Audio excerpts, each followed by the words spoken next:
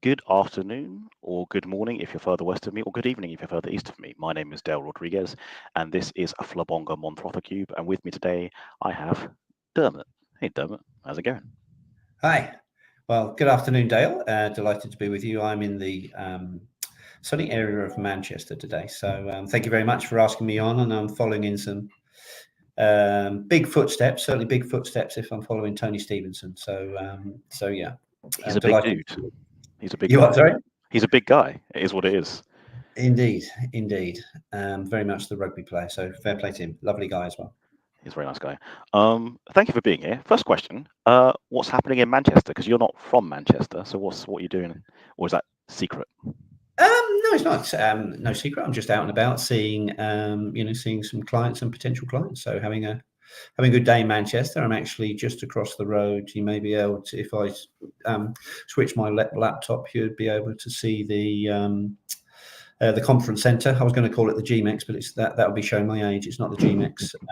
Anyway, so I'm about 100 yards up the road from the Albert Schloss, which is the pub where most of the vendors meet the night before Accountex Manchester. So no, always good to come to Manchester. Nice city.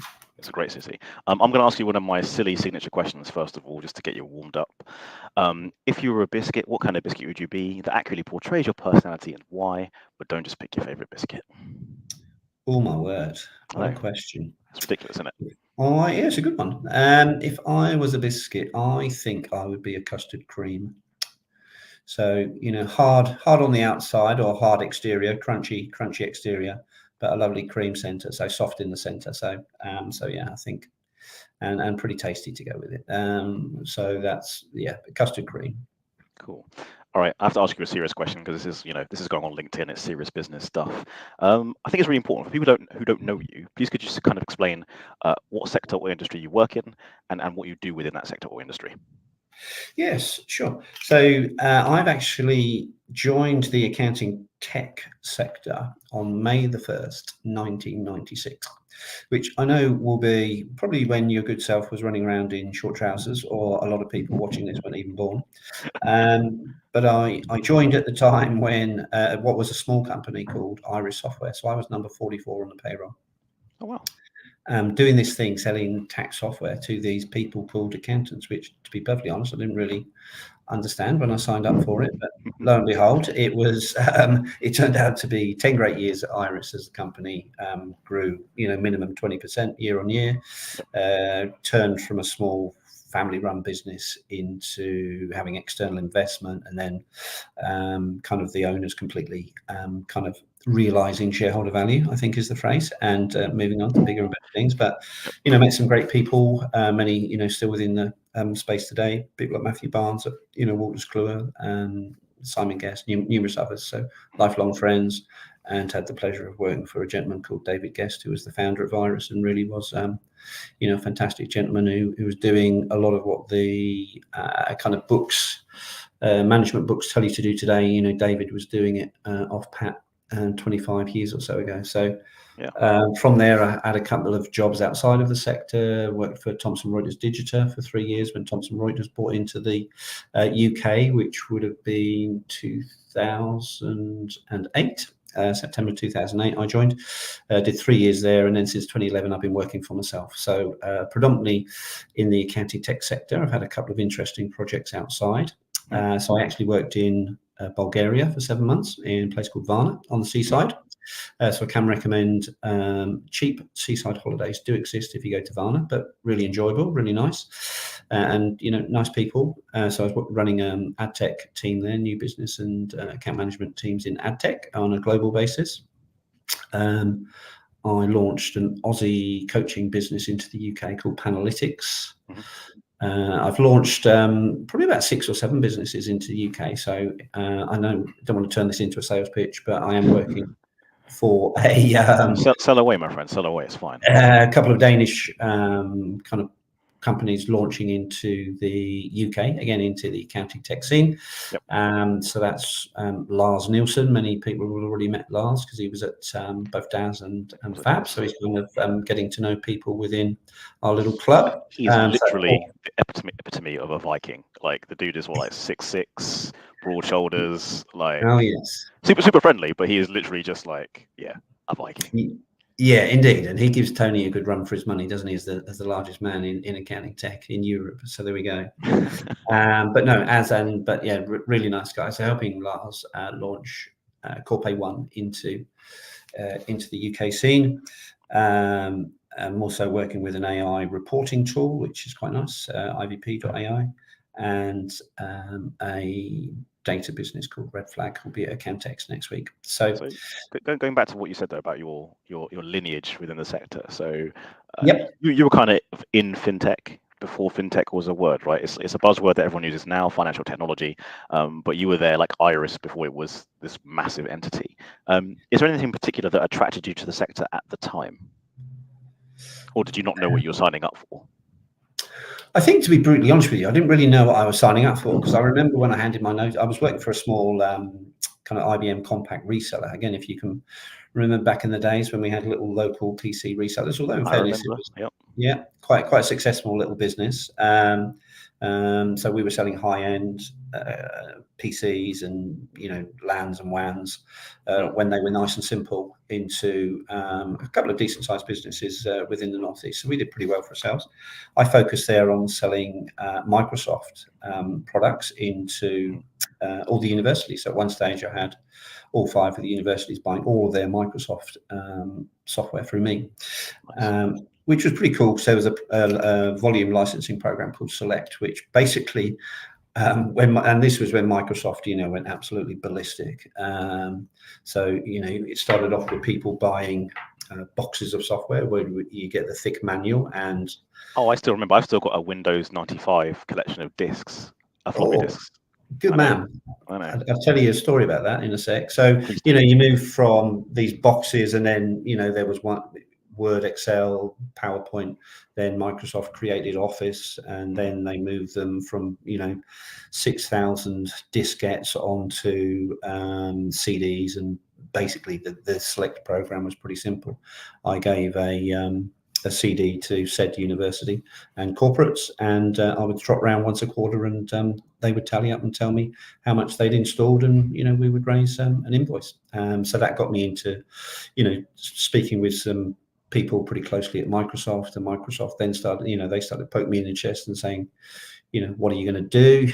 You really need to look to work for a software house. And I suppose quite sensibly, I decided not to work for Microsoft at that time, because that would have, probably resulted in a pretty large cocaine habit. Because the pressure was pretty significant in the early days. I mean, in the early days of computing, I remember at one stage that, even though these 3 guys were all early 30s, the sales director of Microsoft, Lotus, and WordPerfect, God, showing my age there, they all retired. They actually retired from work in their early 30s because they'd made that much money. So it really was a case of work yourself stupid for whatever 3 to 5 years, and then you would have made enough to retire. So it was some quite interesting times. But anyway, speaking with a lot of these guys, they said look for a software house, and I ended up trotting down to Datchet, which of course I'd never heard of, little village just along from Heathrow Airport, beautiful, and the back of Windsor. And that was quite interesting, because actually I was born in Reading. So despite the fact I live in Sunderland, I was born in Reading. So my dad knew all about the village, was telling me all about it. And hey ho, the offices were right next to the cricket green. And that, of course, made perfect sense. Why wouldn't I want to work for a lovely software house which had great offices on the edge of a small... Are you English village? I was in my youth. I hold the esteemed... Well, the most interesting part of my CV is the fact that I played once for Bucks under 14s. So there we go. That's pretty cool. But that's about as far as it goes. I took. I remember we played about 10 overs. I took 1 catch off my buddy, who was the captain, and subsequently went on to play for Surrey for many years. So he was a pro at Surrey during the Alex Stewart years. But yeah, my career ended pretty soon after that. I was pretty good at eating the teas in between innings, but yeah, What's your activity or sport of choice at the moment? So I actually play squash, Oh, believe it or okay. not. So I like, I used to try and play footy. So I played footy till kind of late 20s, and then, but I took up squash probably early 30s, and I played for about 10 years. So when I was, 30 to 45, I was okay. I could run around. Then, unfortunately, when I got into when I worked for Digito, I was living in, and this you can tell is pre-COVID. I was living in Sunderland with an office in London on Old Street Roundabout, and the Digito office being in Exmouth, Devon. So I did That's very 3 far years. away. That's very, It very far is. away. So I was, and they wanted me in either London or the Devon office Monday to Friday. So I did 3 years of that away when my kids were kind of 12 and 10 ish, that kind of age. So really needed me to be around. Certainly my wife needed me to be around to help them. And 3 years of that, minimum 50,000 miles in the car, plus whatever I was doing on trains and planes. That So must have don't been get me very wrong. that must have been very tiring. At the end of 3 years, I was absolutely exhausted. I was burnt out. Actually, Were, there's were no. the were the phrases work-life balance even around at that point in time, or was that not even a consideration? Because it gets thrown around a lot now. But like I know back in the day, like please don't be offended by this, but you're a similar age to my father. You're a little bit younger, and yeah, he tells me stories of like just having to commute, and it's what you did, right? It was just done. It was the thing. Oh, absolutely. Yeah, absolutely. I mean, I lived in Aylesbury. Aylesbury's about an hour north. I was brought up in Aylesbury, an hour northwest of London. But you go to the train station, and at whatever 6:15, 6:37, 6:47, then those commuter trains coming in from Aylesbury, Stoke Mandeville, Wendover, Great Missenden, Amersham are all chock a block. So that's what people did in those days. Yeah, and I'm sure many still do. Yep. Many still do. So yeah, work-life balance. I mean, in fairness, every now and again, my boss would say you really need to look at yourself, otherwise you are going to burn out. But in fairness, he was a lone voice in that business. So yeah, after 3 years, I was burnt out. So that's why I decided at that stage, it was time to see if self-employment suited me. So Can I take you the direction in the conversation in a slightly different direction? I need to ask you about the top 100 in UK accounting yes, influencers. Or where did that even come from, and why do you do it? great question. So about what is it? Probably about 18 months ago, I was working with a good friend, Richard Bruin, who many in the industry will know. He will be speaking at Accountex next week. And me and Richard, we were members of a mastermind group, and this mastermind group had kind of discussed doing an event, and it always got poo-pooed. And Richard kind of turned. We were sat next to one another, and he turned to me and said, "I'm fed up with all this talk and no action. Do you fancy doing something?" So I went, "Yeah, let's go for it."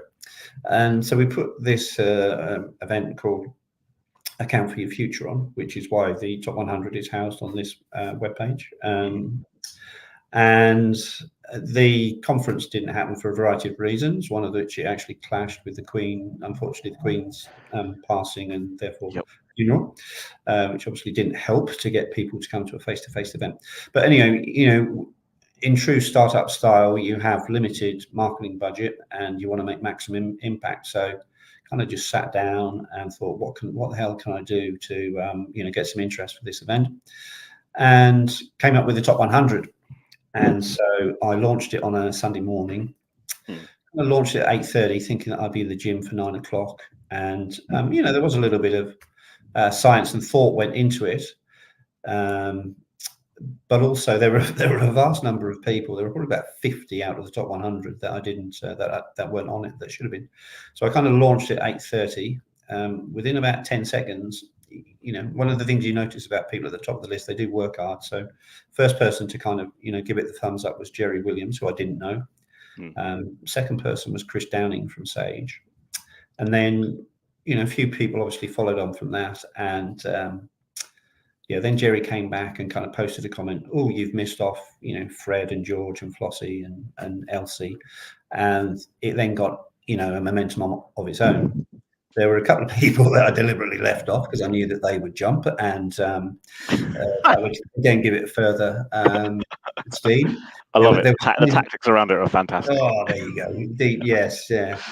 There was a certain individual who we know as the 15-minute man, God bless him, one of my ex-colleagues, Ashley, who I knew would like it, and so he gave it a bit of energy. And lo and behold, at 1 o'clock, because I was what I thought was important on day one was to get it accurate, and so anyone that I missed off to, add them in as quickly as possible. So about 1 o'clock, I realised that I wouldn't be going to the gym that day, but also that I've probably done enough for that, and it had created a little bit of steam. So, and so why curly whirly? Well, I kind of I'd been using this phrase, or whenever someone, if you're in an office or chatting with someone and they did something good, and you went, "Oh, that's well done," grab yourself a curly whirly.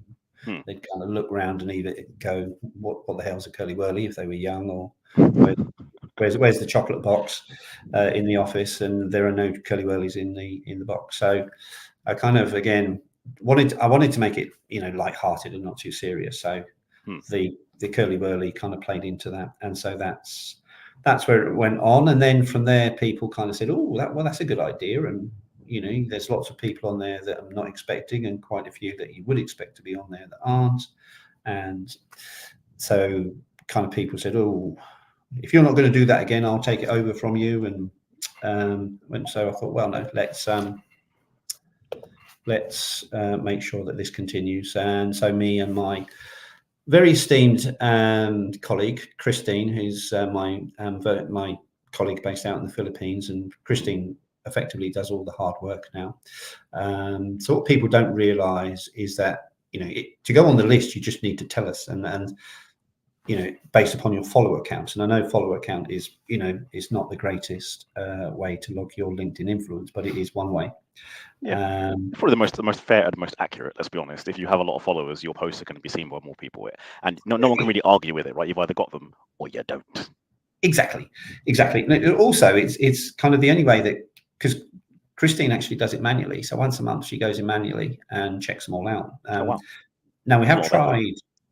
Well, indeed, we have tried using some AI tools, but of course, one, for various reasons, mainly mine, kind of fine tuning the process that we've got, worked up between ourselves. And, I've been working with Chris now for 7 years. So she kind of gets my foibles. And once she asks the questions and knows what she's got to do, she's brilliant. She just goes off and does it.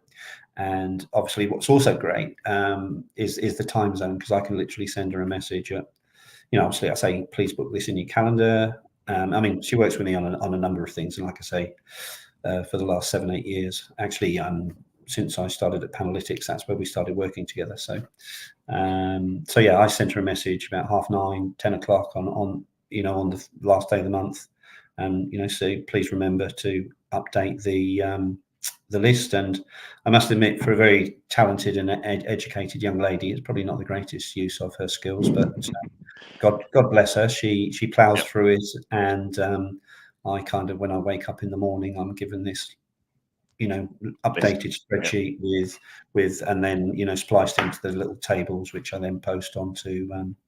I mean, I made the list once, which I was really happy about. I'm not going to lie, because I'm not even an accountant. I was like, how have I made this list? But there we go.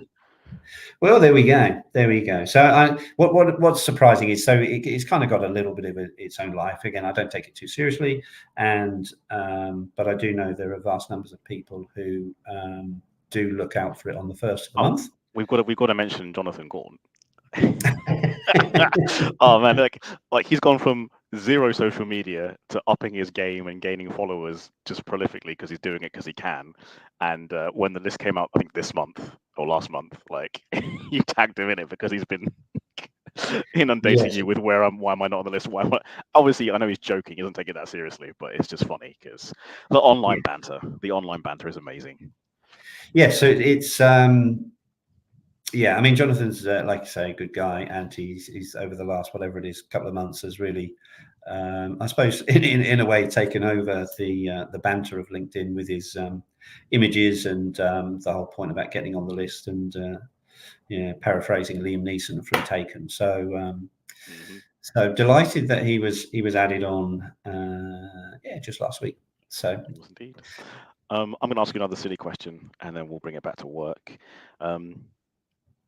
if you could only eat one meat for the rest of your life, forsaking all others, what meat slash animal are you choosing? Bearing in mind that the animal you choose means you can't eat any of the other animals. Well, it would definitely be, well, my favorite meals definitely, ribeye steak, chips, and a bottle of Shiraz. So Oh, good choice. See, if you're picking beef, that makes sense. That makes sense. Yeah. a little bit of mustard.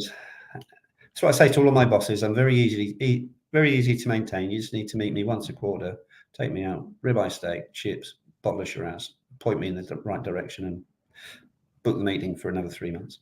Good to know. All right, let's bring it back to work. So, with your experience within the accounting space and specifically software space, you've gained a lot of knowledge. And correct me if I'm wrong, one of your specialisms is getting the right software to accounting firms. How difficult is it to get software into accounting firms? Where that's a very loaded question. Yeah, and a very good question. So I think, how can I answer this? So I've had lots of, obviously part of my job is helping companies do that. So lots of companies approach me and say, "Oh, will you sell this for us?" And the answer is no, I won't, because I'll make sure that I do have some ethics, and I'm not going to just promote anything, or wear any t-shirt. No, excuse me. However, so you sit down and you chat with these people and say, what is it? What's the pain that you're solving? Why should accountants get excited? And it's still unbelievable in 2024 how many software companies you speak to them and say, well, why should accountants get involved with this? Well, because they can sell it on to their clients and it will be great for them because they'll make a few quid. You go, oh, well, how much will they make? Well, they'll make half a pence on every client that they put it into on a monthly basis, but that will soon happen, Yeah. And you just go, whoa, come on. Let's just get serious. And first of all, one of the reasons why I like dealing with accountants is, yes, it may take some time to say yes, but once they say yes, then they do actually mean it, and then you have the, your proper plan to roll your products out. Unlike other industries where I've worked in, where, they say yes, and literally, unless you put the contract underneath them within, 10 seconds, they'll dispute having ever met you, let alone having ever said yes. Your service or solution. So then you just say, look, accountants actually are not motivated. The vast majority of accountants are not motivated by money in terms of putting products and services into their client bank. And these people are kind of aghast at that statement and say, well, they're not, and that's the fact. I mean, do they want to make sure? Do they want to make sure that the clients know about these solutions, whether it's R&D or a piece of software, whatever it is? Then absolutely, they do want to make sure that the clients are aware of these software, services, but they're not going to do it at any price, and they're going to make sure that whatever they put in front of them is, legal, ethical, works, and is well supported after the initial sale. But in terms of will they put anything in front of people just to make a quick buck? Then absolutely not. So the contra to that is also then sitting down with some accountants and actually helping them. Well, I think you need to go a couple of steps back before you buy the software, and it really comes down to, what is your strategy? What are you trying to do with your business? And therefore, by all means, you should be going to accountex, and you should be having with softwares and services that you are unaware of. That's the whole point of going to an exhibition such as Accountex DAS or FAB, and other alternative, other conferences are available.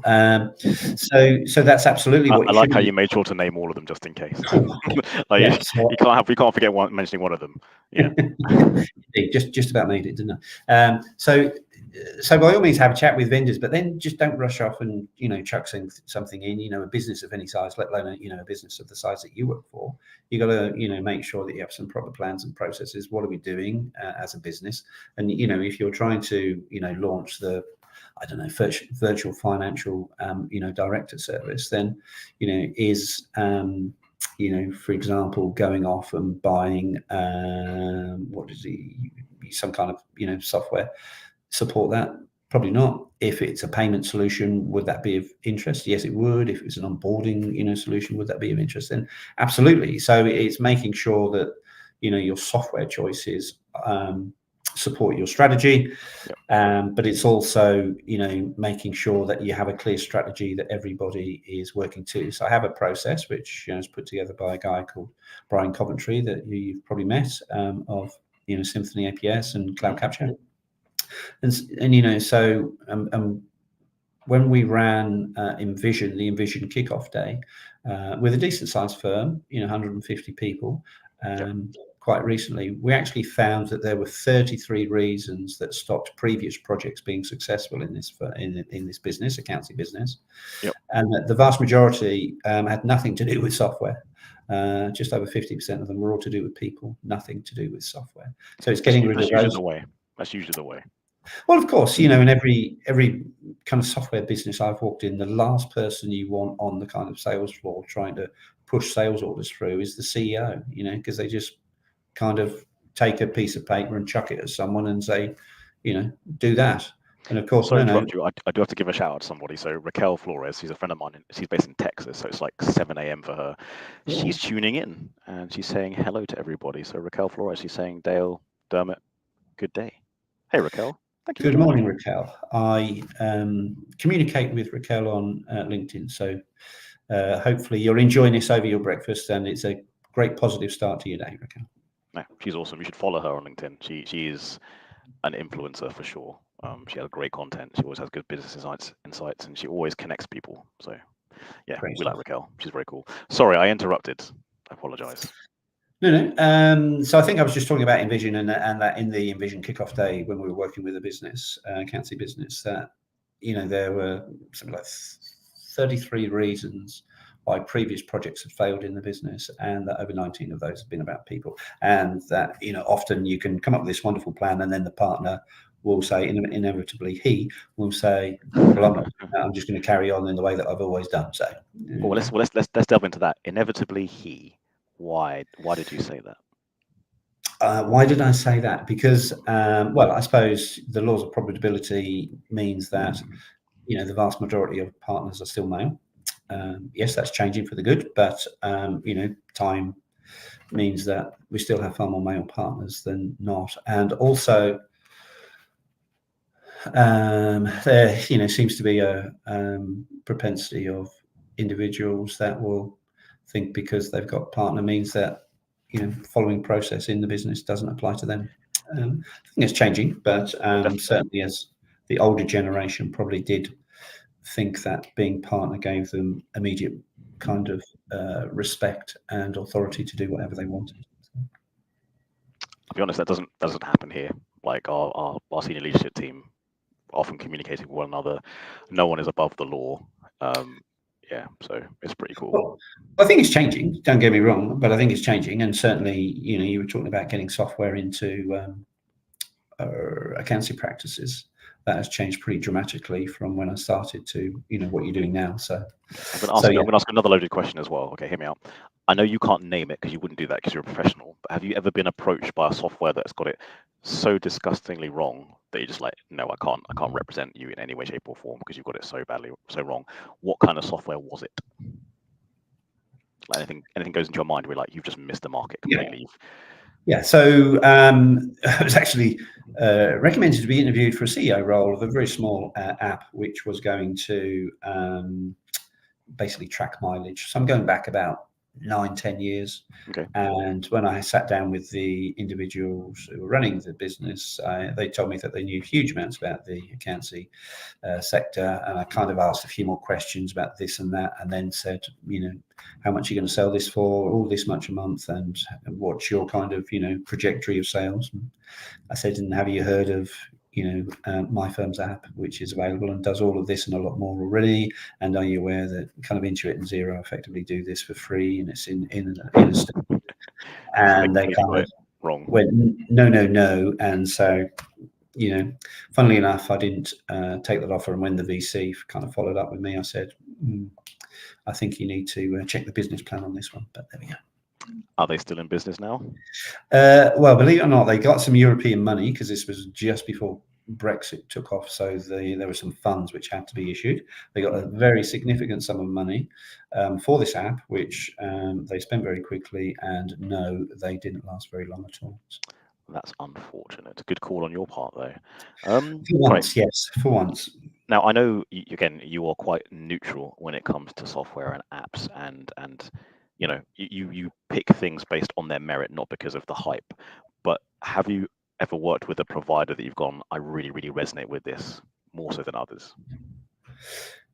Yeah, good question. Well, going back in the early days, Microsoft was a great company to work with, and did some got involved with some cool projects on them. Actually, went to the launch. You mentioned Windows 95, believe it or not. I went to the launch, the sales launch of Windows 95 in the UK.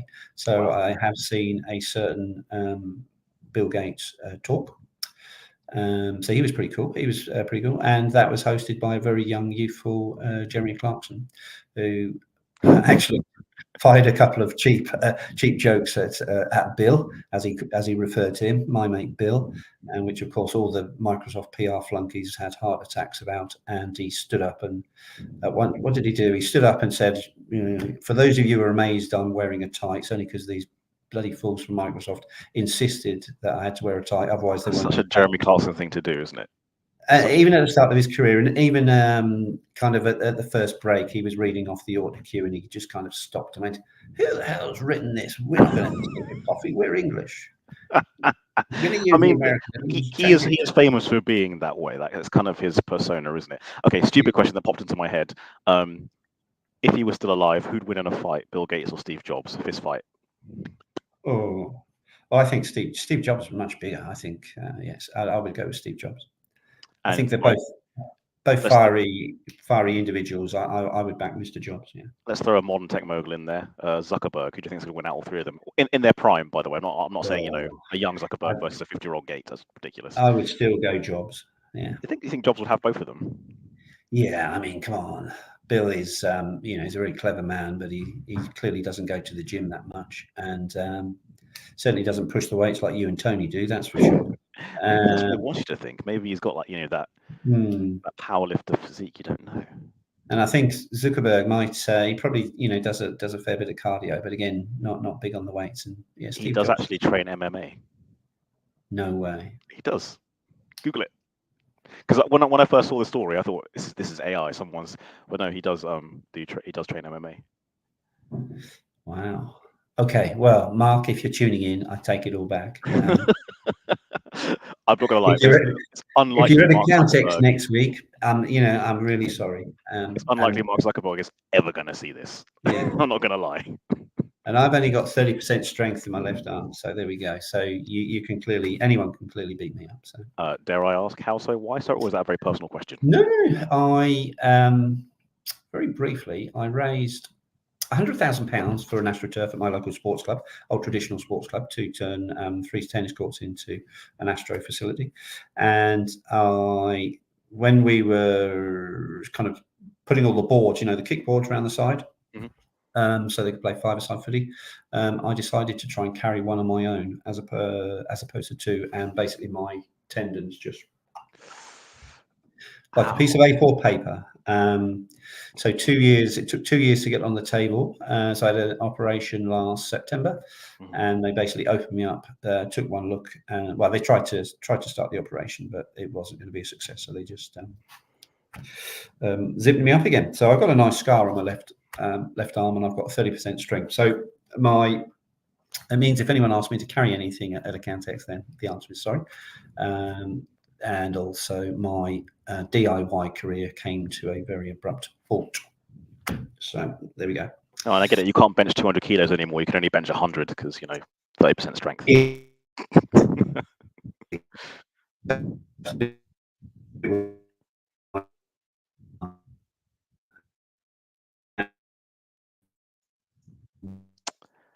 Now, I cannot hear or see anything, and it either means that I am live and Dermot's frozen, or I have frozen and Dermot is live.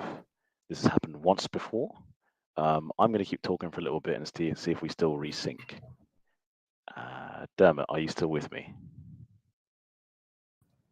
Here we go. We're back. We're back. Was that me or you? Did I freeze? I'm guessing it's probably me. I think it's just the Wi-Fi. We'll find out on the replay. This happened the other week when I was speaking to Della. The first time it's ever happened, by the way. I got kicked off, and the star that she is, she kept on going for like 2 or 3 minutes. Good stuff. Good Yeah. stuff. Yeah, no. So sorry about that. It's probably at this end. Right. So the envision way of doing things for software selection, what are the basic tenets?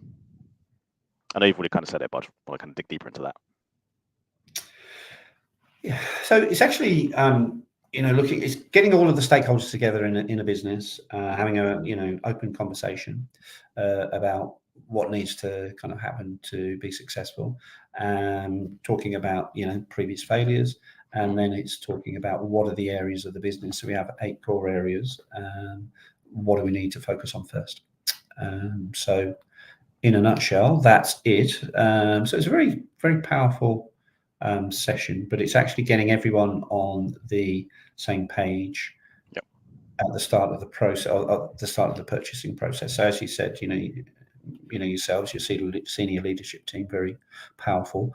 So in certain firms, this would just be taken by the senior leadership team. In others, it's kind of 1 or 2 members of the SLT plus, people relevant to the project. So, but it's good. Often when you're selling software, I read certain things and it would indicate that, software salespeople just kind of want to turn up, chuck the software in as quickly as possible and ride off into the sunset with a big check. And the reality is, certainly I've been lucky enough, the companies that I work for, that nothing could be further from the truth. You want to really do a really, good job. So, some business analysis, working out what the problems is, working out the best chances of success, then coming up with, data quality, data cleanse, making sure that there's a proper implementation plan, making sure that there's a proper training program, and it's all, rolled out and tested. So, I think 99% of the software companies that I've been involved with, really want to do a good job. So you've also represented like kind of both sides of the sales avenue within fintech, and I say both sides. There's lots of different facets, but I break it down to practice sales and software and client-facing sales and software. Do you have a preference when it comes to like the innovation or who you represent and work with? No, I've got no preference. I think a lot of what I've been doing has been practice. So I've probably got a bit more experience in there, but I'm happy to, work with both sides. It's just really,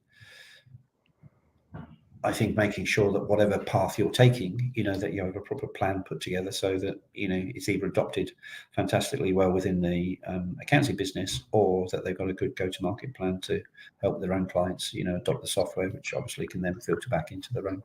Follow-up question then. What are the biggest changes in, like, in the decades that you spent doing this? What are the biggest changes you've seen? I mean, that was a compliment. That wasn't, No. What are the biggest changes you've seen in the kind of practice solution or practice management side of things in terms of the technology and the software?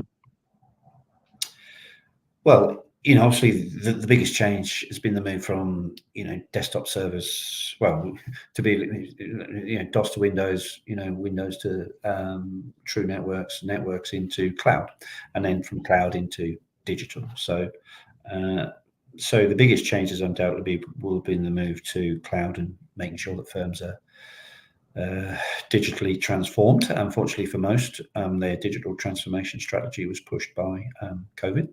Mm-hmm. And certainly that was a big identifier of firms that had proper strategies in place and those that didn't. So that would be the biggest change. I think one of the most beneficial aspects of tech is that now, everybody kind of uses it, and I would argue is comfortable with it. Back in the day, believe it or not, when I had the misfortune to deal with public sector, unions insisted that nobody could, touch a PC unless they'd been on a Windows course or Word course or Microsoft course, Microsoft Excel course kind of thing. Whereas now, I can't believe that those courses clearly do exist, but you probably give someone a YouTube video and off you go. You would. Again, another follow-up question from the previous two. What do you think the biggest change is going to be in the next 5 to 10 years? Again, specifically for kind of practice management or software for accountants specifically. Okay, so for accountants specifically, the biggest change I think will be I was going to say AI, but I think for most accountancy practices, AI, they'll get their use of AI in two ways. One will come through their application. So if you're using, carbon practice management as an example of a product which, already has that available. You know, the tax products. So, for example, Wolters Kluwer have just announced the adoption of the FD Intelligence, which is a data collection tool at the front end of the personal tax process, and there may well be then use Wolters Kluwer to do the personal tax process, and tax on demand at the end to do a file review. So we'll be getting uses of AI there. Most of our use of AI will come through consumer products like the ChatGPT. I think so. So that will be the biggest adoption. The things around that. I mean, we are only at phase one here. We are really at just the first step on the ladder. So people are going to have to again work out how to use it and make sure. So it's already a cliche, but AI won't replace accountants, but accountants using AI will replace those that are not using AI. Interesting. AI won't replace accountants. Because there's lots of different opinions on that and where things are going. But no, thank you for sharing yours and your insights. That's really cool. I'm aware that I've asked you a lot of questions and you've humored me very graciously. Thank you. Do you have any questions for me? Like just what's having a conversation? There we go. No, I just think you've got the smoothest voice. I've told you this before. Yeah. Very smooth in your appearance. Always very dapper when I see you face to face, and you have a lovely tone. Whenever we listen to ourselves on recordings, then we always go, "God, do I really sound like that?" And you must sit there and just get your big cigar out and go, "Wow, man, I'm so smooth." I do occasionally smoke a cigar. I like it with some cognac. I do listen to my own voice sometimes, and no, I'm like everybody else. You tell me my voice is nice, thank you. But when I listen to myself, I go, ugh. No one likes the sound of their own voice played back to them. No one. Yeah. Well, there we go. So, no, I would. The only other question I would have for you, Dale, is what is the role that you serve within Creston Reeves? Because obviously it's a very impressive accountancy business. So what's your kind of remit within KR? I would say you and I have similar roles, and mine's kind of like a mirror or a parallel role. So you will often, try and find source solutions for accountants and software. I do that for our clients. So I talk to fintech providers, and if they're a client-facing tool, I and a team called the Digital Heroes will kind of review different softwares, and we will make recommendations based on either our providers or a solution for a client. And we usually do that with a zero focus, but we try to be agnostic. So that's kind of like level one of what we do. It's a value added service. Like, how can we make your business more efficient with the technology? Usually with an accounting or fintech spin. But we've got like kind of levels 2 or 3 where we'll go beyond fintech. So I myself specialize in CRM implementation, right? It's one of my favorite things to do. I like talking to the sales team. I like finding out what their pains and their bugbears are, because I know from experience salespeople are the worst at using a CRM. But I know why senior leadership need it. And actually finding out, does the CRM talk to the accounts package? And if it doesn't, why doesn't it? And if you're making a software choice, it shouldn't be dictated by one department head. You should just, let the other ones know, because if you spend, whether it's 10 grand and you're a 10 million company, 10 million turnover company, or it's a million and you're a 10 million pound company, turnover company, it's a waste of money if they don't talk to each other in some way. So that's my passion, and that's what I do for KR and for our clients. It's just scoping out solutions and often putting on the brakes. Why do you need it? How do you need it? Have you spoken to this other person who might be indirectly impacted by it? And if not, let's do that. Yeah, fantastic. I suppose my best story about that is actually my good lady wife, who did actually work for Sunderland Uni in the HR department, and they went out the HR department and spent £250,000 on this wonderful tool which would track people applying for creating jobs, getting jobs approval, job adverts, tracking who had applied, potentially if professors were traveling globally to sit for interviews, and tracking costs, etc. And on the day that it went live, she hadn't been involved beforehand, so she kind of sticks her hands up in training and says, well, where's the letter for this, where's the approval for that? And of course the director looked at her and went, what are you on about? to build the stuff that I need on a day-to-day basis. And he kind of looked at her and went, you really should have been involved about 6 months ago, shouldn't you? And she went, kind of, yeah, I think I should have been. So, and of course, the solution to that was say, well, we're not changing anything, and I'm not going to stick my hand up and say that I've made a boo-boo, so you're just going to have to live with it. So, which is the wrong answer in my opinion, but I'm very biased. obviously, he didn't say that second piece. That was obviously the implication. Yeah, That was the reality. all right. I think the conversation is coming to an end. I could talk to you for hours, by the way, but we both got work to do. Is there any particular nugget or pearl of wisdom that you would like to share with people who are watching or who will be watching later? Nugget. Well, all I would say is, look, tech. I've been excited. You know, I joined the tech world back in '92, so you know, which was just as actually Windows 3.1 took over the world, and you know, very fortunate to have seen at close quarters on occasions those waves. You know, seen the wave of zero kind of taking over the world as well. And all I would say to people is, you know, don't be scared by technology, but also don't get too overexcited. Probably just pre-COVID, we had the quite ridiculous scenario of Team Blue versus Team Green, and it was getting a bit silly. And the pieces of software, they're there to help your business, and that's really what's exciting me about technology. In the early days, I would always say, one of my opening lines, once you kind of, got through the comfort talk and started to talk seriously to people, was to say, look, if this piece of software can, help you do things quicker than you're doing today, then you should seriously, consider, considering buying it. And today I would probably add, if it can do things quicker, if it can save you time, if it can improve the customer experience, then you should consider doing that. And so software's there to help.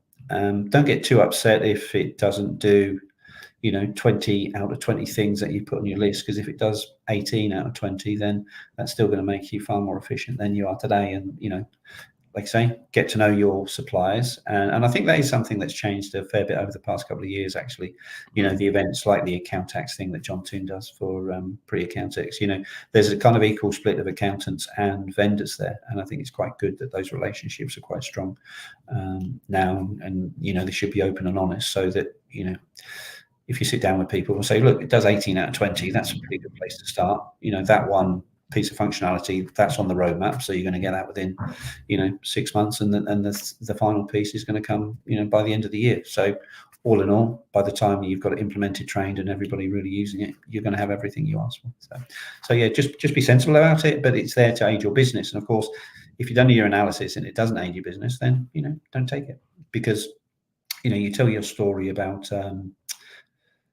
you like CRM pieces. There's a very infamous story, I'm sure you've heard it before, about a consultant who goes to check in at a hotel in the States, and as he walks up to the the desk, the person behind the desk says, "Oh, hello, Mr. Green. Welcome back to the Hilton in Houston," or wherever it was, and whatever hotel brand it was. And he kind of checks in, and then he says, "Oh, can I just ask you a question? How did you know that I'm coming here for the second or third time?" And he said, "Well, do you know what? The company was just about to go and spend about $10 million on this big CRM system to do exactly that, improve customer experience, recognize people who are returning. And they kind of asked us what we thought. And, Fred, who picked your bags out of the taxi, do you remember the question that he asked you? Oh, hello, sir. Have you been here before? Yes, I have. I've been here a couple of times." And so when he drops his bags down, if he touches his nose, that means that you've been before. And so that's how I changed my speech pattern. That's fantastic. I'm going to end it on that. No further questions. Just thank you for joining. Yeah. No,